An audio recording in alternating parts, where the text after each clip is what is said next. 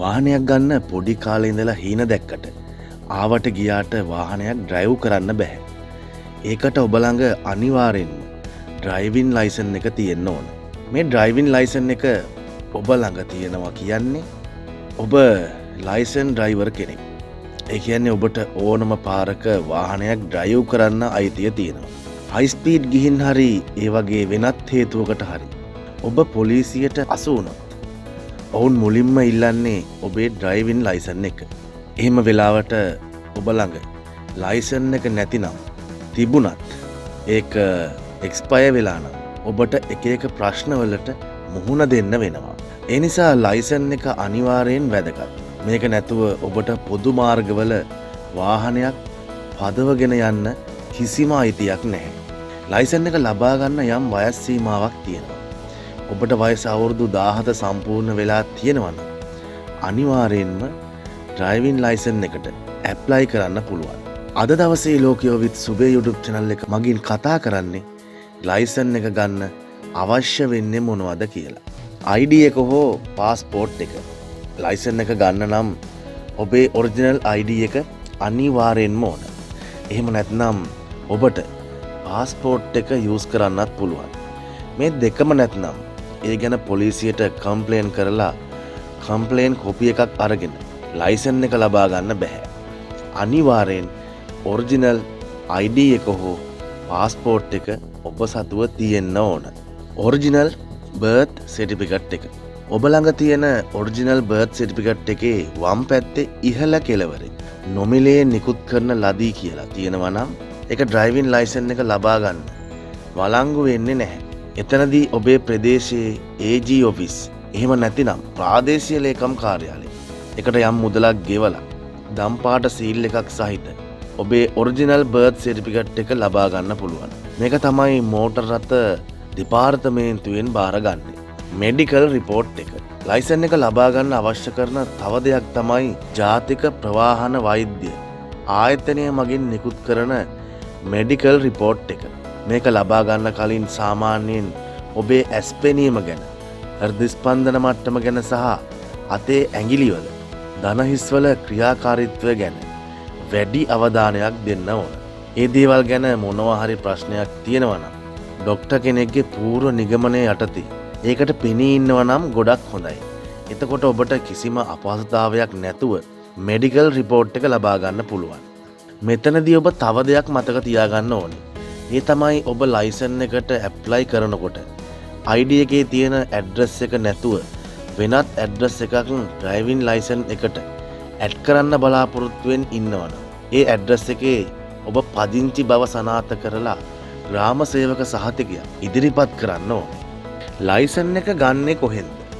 අපි මේ කියපු ලියකියවිලි සියල්ලම නිවැරදිව හදාගත්තට පස්සේ ඔබට පුළුවන් ලයිසන් එකට ඇප්ලයි කරන්න. මේකට ක්‍රම දෙකක් තියෙනවා. එකක් තමයි මෝටර් රථ දෙපාර්තමේන්තුවට ඇප්ලයි කිරීම. අනිත් එක ලර්නර්ස් එකක් කරා ඇප්ලයි කිරීම. ලර්නර්ස් එකක් කරා ඇප්ලයි කිරීම ඔබ ළඟ වාහනයක් නැත්නම් යම් රියදුරු පුහුණුවක් ලබලත් නැත්නම් ඔබට පුළුවන් ලර්නර්ස් එකක් කරා ඇප්ලයි කරන්න. ඒ කියන්නේ ඔබේ ප්‍රදේශයේ නැත්නම් ඔබේ දිස්ත්‍රික්කයේ හොඳම රියදුරු පාසලට ගිහින් ලයිසන් එක ගන්න ඇප්ලයි කරන්න පුළුවන්. එතකොට ඔවුන් ඉල්ලන ලියකියවිලි ගිහින් දෙන්න ඕනේ. රියදුරු පාසල විසින් ඒ ලියකියවිලි මෝටර් රථ දෙපාර්තමේන්තුවට ඉදිරිපත් කරනවා. ඊට පස්සේ ඔවුන් ඔබට රියදුරු පුහුණුව සඳහා යනකොට ළඟ තියාගන්න කාඩ් එකක් ලබා දෙනවා. එදිනම ලිඛිත පරීක්ෂණයකටත් දිනයක් ලබා දෙනවා. මේ එක්සෑම් එකට ලබා දෙන්නේ බහුවර්ණ පේපර් එකක්. සාමාන්‍යයෙන් ඒකේ අහන්නේ මාර්ග සංඥා, මන්සන්ධි, නීති වගේ දේවල් ගැන. මේ එක්සෑම් එක පාස් වෙන්න නම් පේපර් එකේ තියෙන ප්‍රශ්න 40න් 30ක් හරියන්නම ඕනේ. ඒක පාස් වුණාම එදිනම රියදුරු පුහුණුවීමේ බලපත්‍රයක් නැත්නම් එල් බෝඩ් එක ලබා ගන්න පුළුවන්. ඊට පස්සේ ඔබ ඩ්‍රයිවිං කරන්න පැට්‍රිස් වෙනකොට ඒ වාහනේ එල් බෝඩ් එක ගහගෙන යන්නම ඕනේ. ඔබට ලැබෙන මේ එල් පර්මිට් එකේ ප්‍රායෝගික පරීක්ෂණයට පෙනී ඉන්න ඕන දිනය සඳහන් කරලා තියෙනවා. ඒ සඳහා පුහුණු වෙන්න සාමාන්‍යයෙන් ඔබට මාස 3ක කාලයක් ලබා දෙනවා. මේ පුහුණුව ලර්නර්ස් එකෙන් හරියටම කෙරෙනවා. ඒ පරීක්ෂණයත් හරියටම පාස් වුණොත් ඔබට తాවකාලික රියදුරු බලපත්‍රය ලැබෙනවා. මේක වළංගු වෙන්නේ මාස 6ක් වගේ කෙටි කාලයකට විතරයි. හැබැයි මාස 2ක් වගේ කාලයක් ඇතුළත තැපෑලෙන් ඔබේ ඩ්‍රයිවිං ලයිසන් එක ගෙදරටම එනවා. ඔයා මේ ප්‍රායෝගික පරීක්ෂණය ෆේල් වුණත් නැවතත් රියදුරු පාසල හරහාම ඇප්ලයි කරන්නට පුළුවන්. හැබැයි ඔබ අවුරුදු 17ක කෙනෙක් නම් ප්‍රායෝගික පරීක්ෂණයට පෙනී ඉන්න පුළුවන්. අවුරුදු 18 සම්පූර්ණ වුණාට පස්සේ ඒ වෙනකන් ඔබට ඩ්‍රයිවිං කරන්න ප්‍රැක්ටිස් වෙන්නත් පුළුවන්. මෝටර් රථ දෙපාර්තමේන්තුවෙන් ඇප්ලයි කිරීම ඔබ ළඟ වාහනයක් තියෙනවා නම් නැත්නම් ඔබ යම් රියදුරු පුහුණුවක් ලබලා තියෙනවා නම් පුද්ගලික අයදුම්කරුවෙක් විදිහට මෝටර් රථ දෙපාර්තමේන්තුවට ගිහින් ලයිසන් එකට ඇප්ලයි කරන්න පුළුවන්. මෙතනදිත් අවශ්‍ය ලියකියවිලි ඉදිරිපත් කළාම ලිඛිත පරීක්ෂණයට පෙනී ඉන්න දිනයක් ලබා දෙනවා. ඒක පාස් වුණාම එල් බෝඩ් එක ලැබෙනවා. මෙතනදිත් ක්‍රියාත්මක වෙන්නේ ලර්නර්ස් එකක් කරහා ඇප්ලයි කරනකොට වෙන ප්‍රොසෙස් එකම තමයි. හැබැයි ඔබට ප්‍රායෝගික පරීක්ෂණයට අවශ්‍ය පුහුණුව ලබා ගන්න වෙන්නේ තනිවම තමයි. ඒකට මෝටර් රථ දෙපාර්තමේන්තුව සම්බන්ධ වන්නේ නැහැ.